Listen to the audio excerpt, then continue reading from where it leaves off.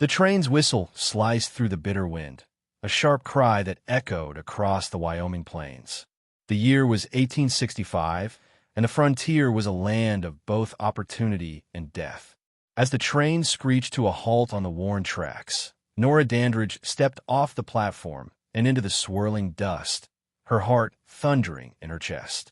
She gripped the crumpled letter in her gloved hand, the one she had carried for days across miles of rough terrain, believing it would lead her to a new life, a life full of promises of marriage, stability, and a future far from the cruelty of her past.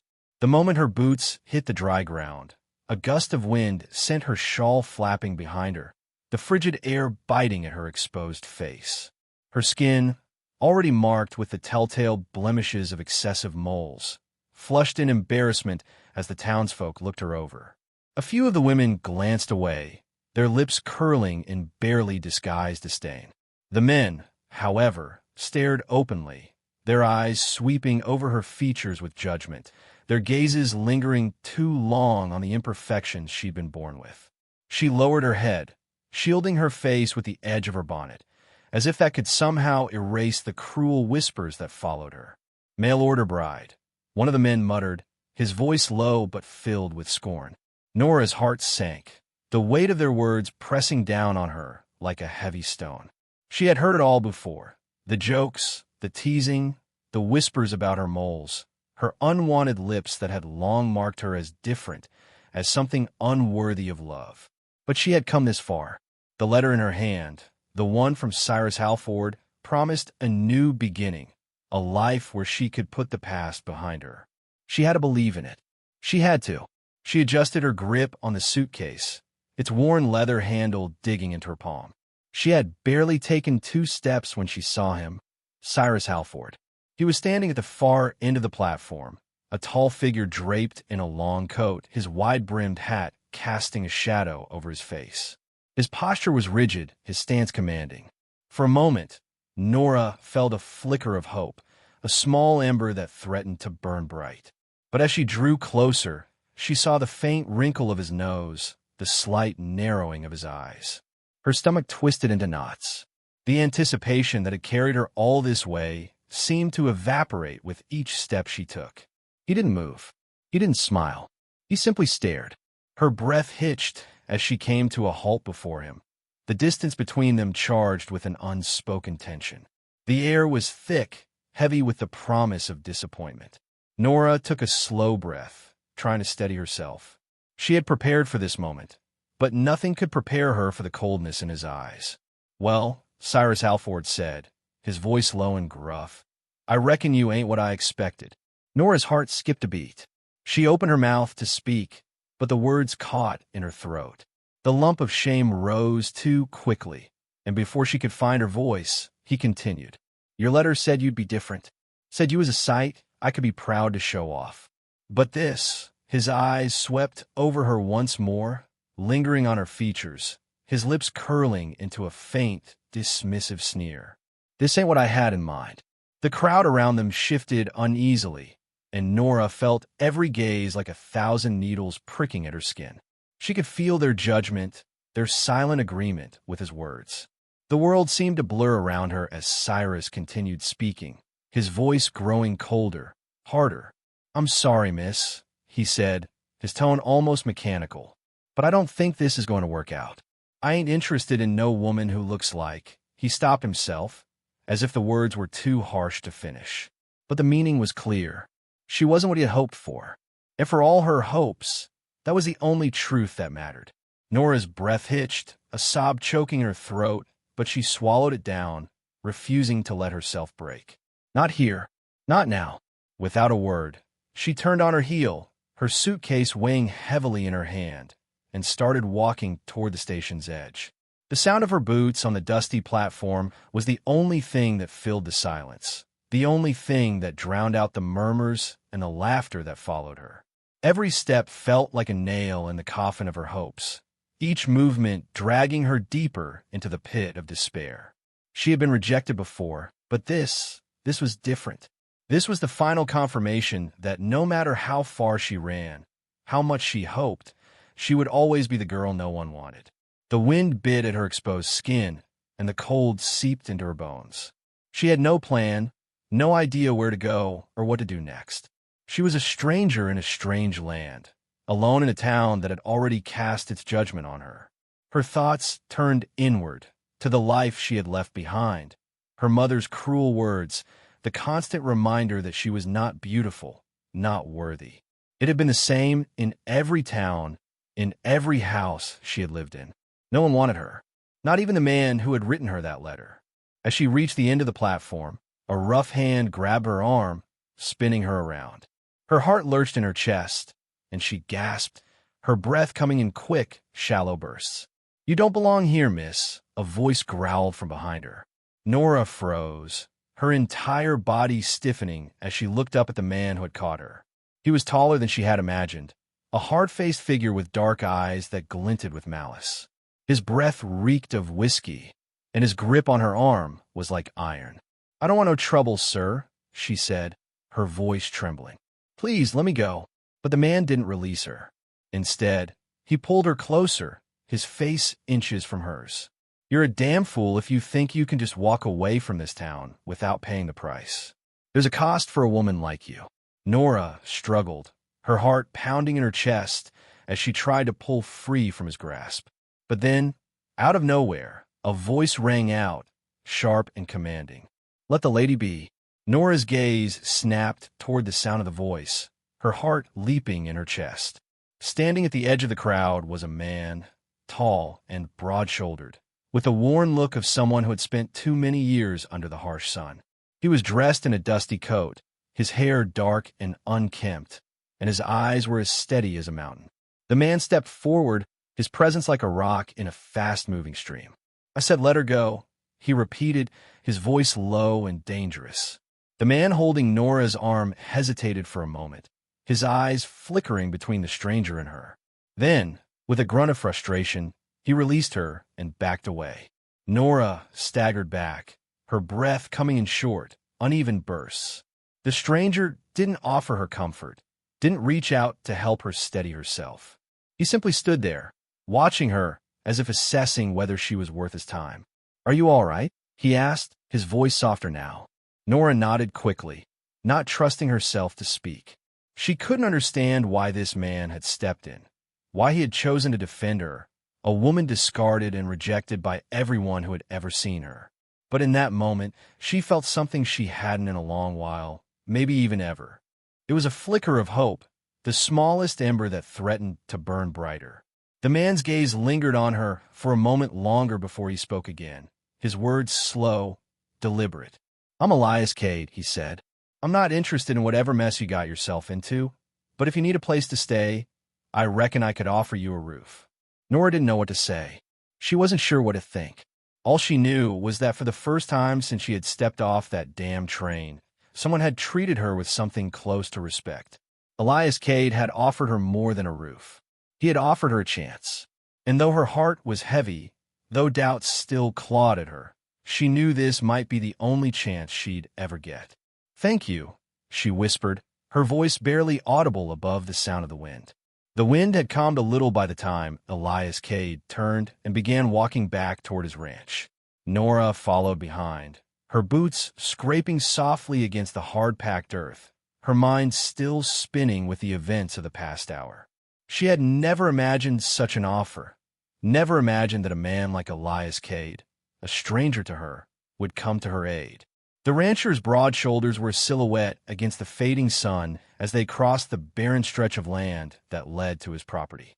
The shadows grew long, and the air began to chill, a reminder that night in the west came swiftly.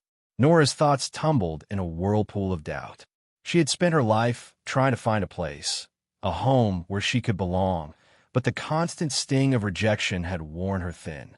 Her moles, her lips, those were the marks that the world had used to define her, and she had become accustomed to the look of pity or disdain that followed her everywhere. Yet Elias Cade had looked at her with nothing but quiet interest. There had been no judgment in his gaze, only a soft, unspoken understanding that seemed to echo the gentle rhythms of the earth around them. "I didn't expect you to offer me anything," she said finally, her voice low but steady. She had to speak, had to bridge the silence between them. Most men would just walk away. Elias glanced back at her over his shoulder, his expression unreadable in the dimming light. His face was rugged, shaped by years spent under the harsh sun, and the stubble on his jaw hinted at a life where time was measured by the seasons and the cattle's needs, not by the passing of days.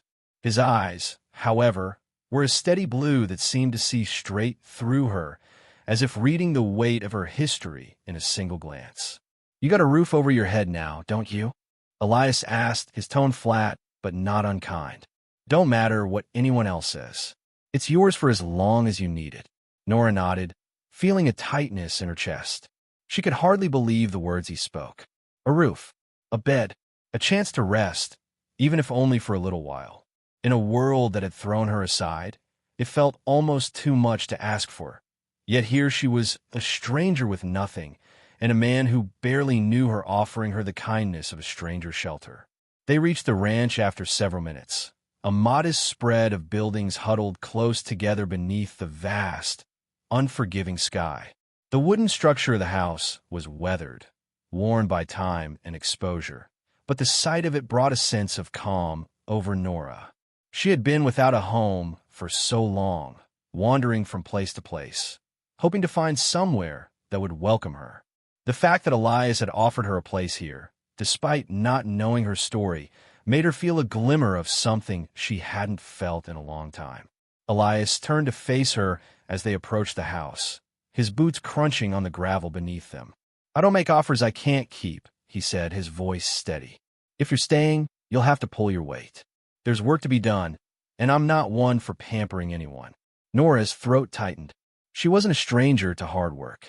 She'd done her fair share of labor in her life, from tending to her family's garden to working as a seamstress for others. The thought of earning her keep on this ranch wasn't a foreign one. She had always worked for her survival, and this was no different. But the weight of his words, the unspoken expectation in them, left a mark on her that she wasn't sure how to shake. "I understand," she said, her voice firm, though her hands trembled slightly as she gripped the handle of her suitcase tighter. She wasn't one to complain, not when she had been given a chance to prove herself. Elias nodded once and opened the door to the house, a simple, unadorned structure that smelled of pine and earth.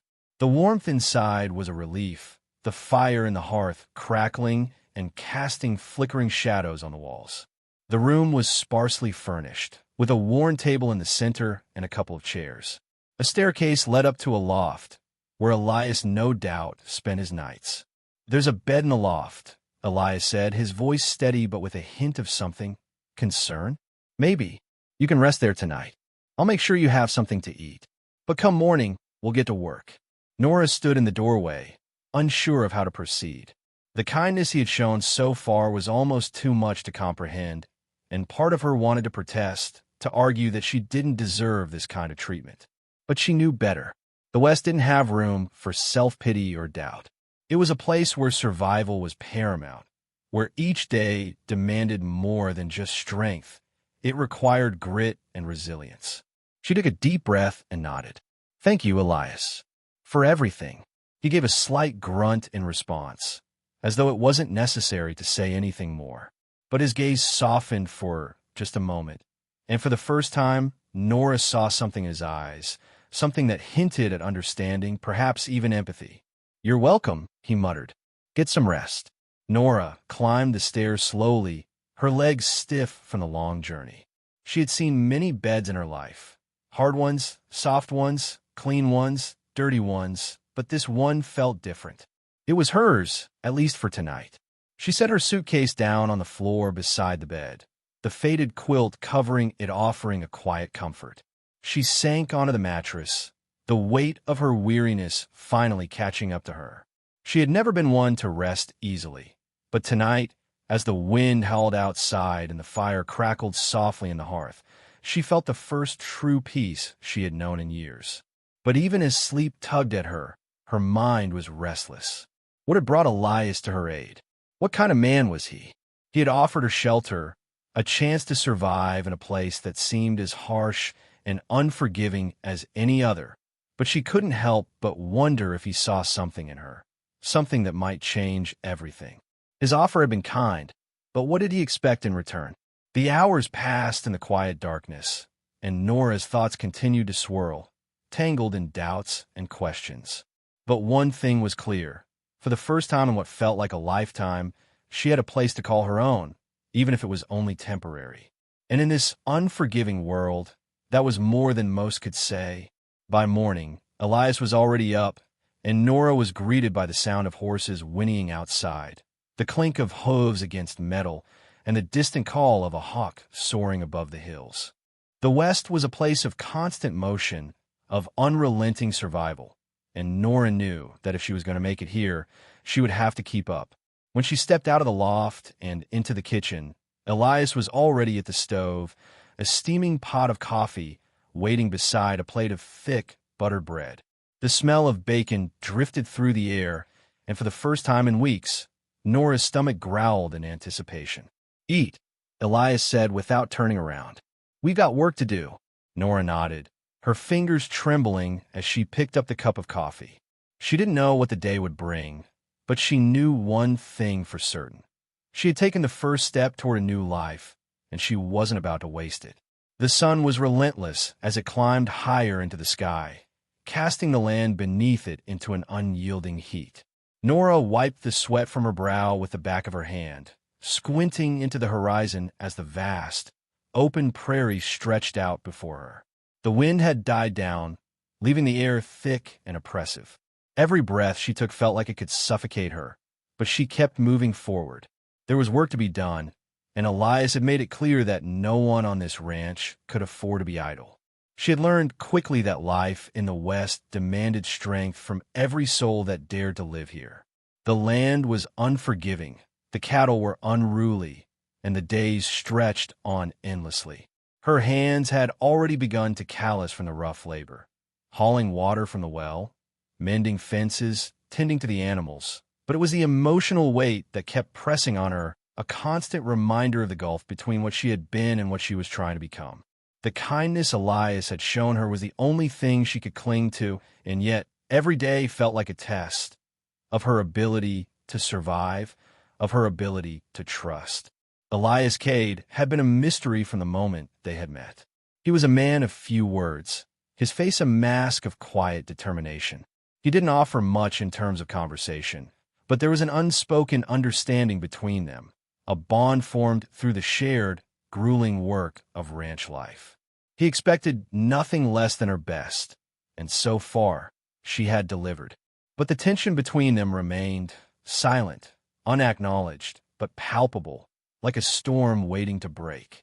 Today, as they worked together to round up cattle that had strayed too far from the herd, Elias had been unusually distant. His brow furrowed, his eyes narrowing as he scanned the horizon. She noticed how his gaze never wavered from the distant hills, how his jaw tightened every time a cow turned and bolted in the opposite direction. It wasn't like him to be so focused, so grim. But then again, there had been more signs lately, subtle shifts in his demeanor, an unease in the way he carried himself. "You good, Elias?" she asked as they rode alongside each other, her voice tentative but laced with concern. He didn't answer immediately, his grip tightening on the reins of his horse. She noticed how his knuckles had gone white, the tendons in his hand straining beneath his skin. Finally, he turned his head toward her, his gaze hard and unreadable. There was something in the way he looked at her, something guarded, something as sharp as a knife's edge. "Just focus on the cows," he said, his voice low like a warning. "We'll talk later." Nora said nothing more, but a flicker of unease passed through her chest. Something wasn't right. She could feel it. The land was silent, too silent, as if waiting for something to break the stillness. Her instincts, honed through years of surviving on her own, whispered to her that there was danger ahead, something lurking just beyond the horizon.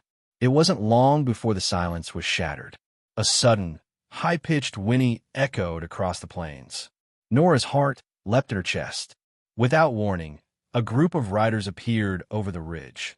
4 men, all dressed in dust-covered clothing, their horses kicking up the earth in a cloud of dry dirt. Nora's gut clenched. There was something about the way they rode, something menacing in their speed and determination. Elias's face darkened as he pulled his horse to a halt, his eyes narrowing at the approaching riders. Nora could feel the tension in the air, thick as molasses. These weren't men she recognized, and she doubted they had come to trade cattle or to offer assistance. "Stay behind me," Elias ordered, his voice steady but laced with a dangerous edge. He didn't need to say anything more. Nora had already recognized the change in his demeanor. He was no longer the rancher she had come to know. He was a man ready for a fight. The riders slowed as they reached them, their horses snorting, the dry earth crunching under their hooves. The leader of the group, a tall man with a long scar running down his cheek, smiled crookedly as he dismounted, his boots scraping against the hard ground. Well, the man said, his voice dripping with mockery. "Elias Cade. Never thought I'd see you out here, far from the comfort of town." Elias's hand hovered near the holster of his gun, his fingers twitching. "What do you want, Burke?" His voice was a low growl, filled with an anger that was barely contained. Burke, the leader, grinned wider. "What we want, Cade, is what's ours. That cattle of yours." He gestured toward the herd, which had begun to scatter. "It's time to pay up." Nora's heart raced. She could sense the tension in Elias, the anger bubbling just beneath the surface. She didn't know what history lay between them, but she knew enough to understand that these men were dangerous, and they had come for something they believed belonged to them. "I don't owe you a damn thing," Elias spat, his eyes hardening. "You're not getting a single head of cattle, Burke. You know what I've told you." The man laughed, a dry, mocking sound that grated on Nora's nerves. "You're making a mistake, Cade. We don't take kindly to refusals. And you're not in a position to argue anymore." The other riders dismounted, their movements slow, deliberate. Nora's hand drifted to the side of her horse, her fingers brushing against the handle of the rifle she had strapped there. She had learned how to handle a gun quickly in this unforgiving world. She wasn't as skilled as Elias, but she knew how to defend herself if it came to that. Elias didn't flinch. He didn't move his hand from his holster, but his eyes never left Burke, his face set in a grim mask of resolve. "You and your men are leaving now, or you'll regret it." Burke's grin faltered, and the air seemed to crackle with danger. For a long moment, neither side moved. The wind picked up, sending a swirl of dust into the air, and the distant sound of cattle lowing filled the silence. Then, as if on cue, the man's grin returned. "We'll see about that," he said, his voice soft and dangerous. The confrontation hung in the balance. Nora felt her pulse hammering in her neck. She could feel the heat of the moment, the tension that crackled like electricity in the air. She didn't know what would happen next, but she knew one thing. Elias wasn't going to back down. And neither, it seemed, were Burke and his men. Without warning, Burke reached for his rifle. It was the only cue they needed. Elias's hand moved lightning fast, drawing his gun with deadly precision. The air erupted in a flurry of gunshots, sharp, deafening cracks that rang out across the plains. Nora's heart nearly stopped in her chest, but her hands moved of their own accord. She pulled her rifle free from its holster and aimed, the weight of it familiar in her hands. She had practiced, and now she was forced to use what she had learned. The first shot missed. The second did not. Burke's man crumpled to the ground, and the others hesitated, giving Elias the opening he needed. The rancher fired again, sending another of the attackers to the dirt. But even in the chaos, even as the dust settled and the smoke rose from the barrels of their guns, one truth became clear.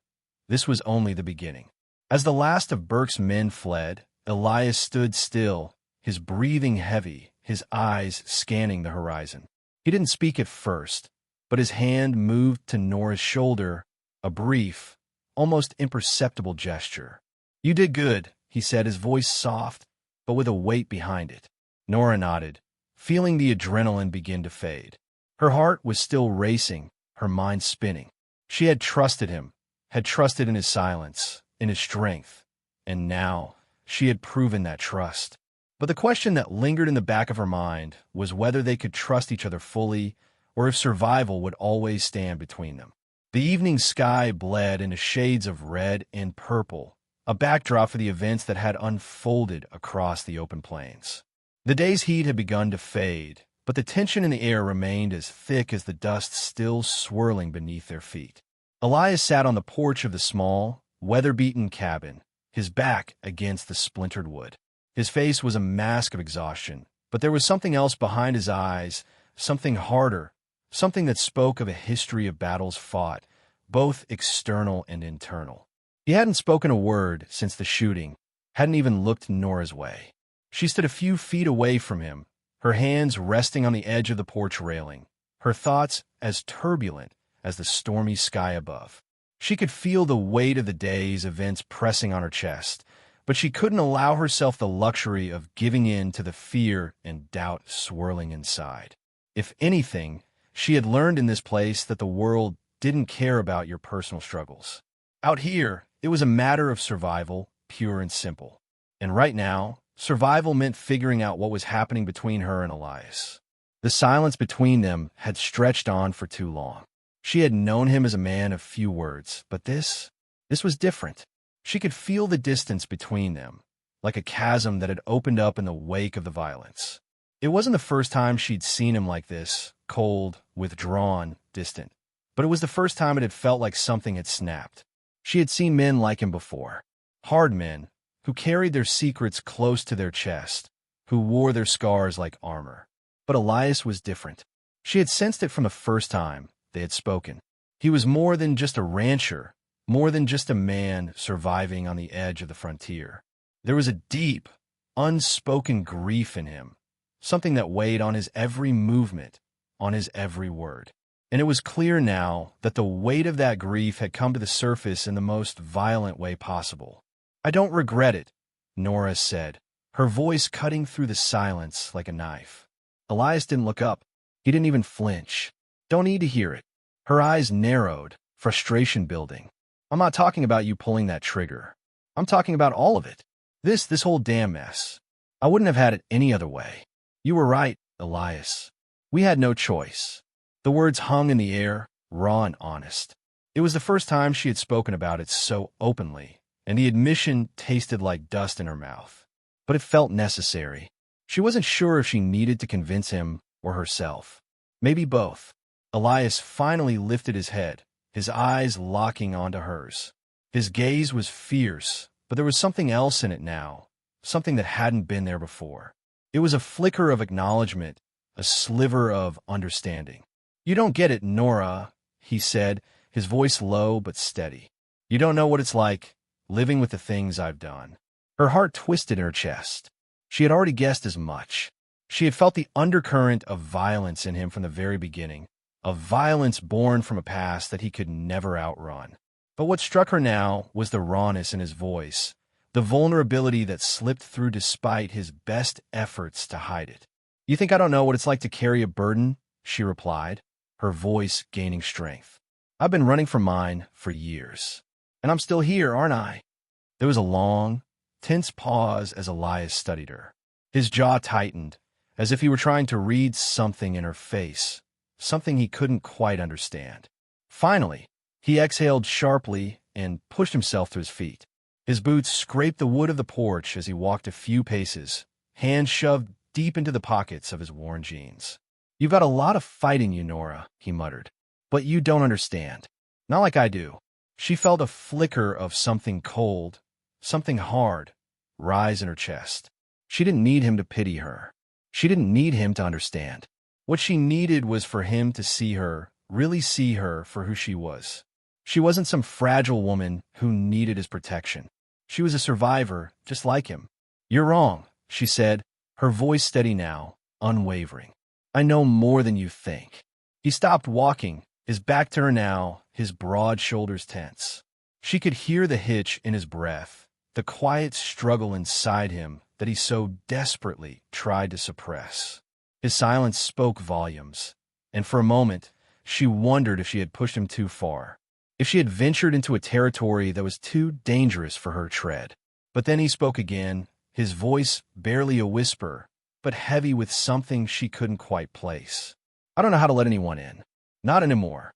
The confession hit her like a physical blow. It wasn't the first time she had heard a man say such a thing, but somehow it felt different coming from Elias. The rawness in his voice, the unguarded emotion, felt like a crack in the foundation of everything he had built around himself. He had always been the quiet one, the stoic rancher who kept his distance, who pushed people away. But now, in the stillness of the evening, she saw the man beneath the walls he had constructed. She saw the ghost of his past, the regret that gnawed at him, the pain that had carved deep lines into his soul. She stepped closer to him, her boots light on the porch boards. "You don't have to be alone, Elias." For a moment, he didn't move. His back was still turned to her, but she could feel the tension in his muscles, the tightness in his posture as he fought with himself. It was like he was at war inside, torn between the need to keep his distance and the urge to let her in. But Nora wasn't about to back down. "I know you don't trust me," she continued, her voice soft but firm. "But I trust you. You saved me. And I want to be here, with you, in this whatever it is."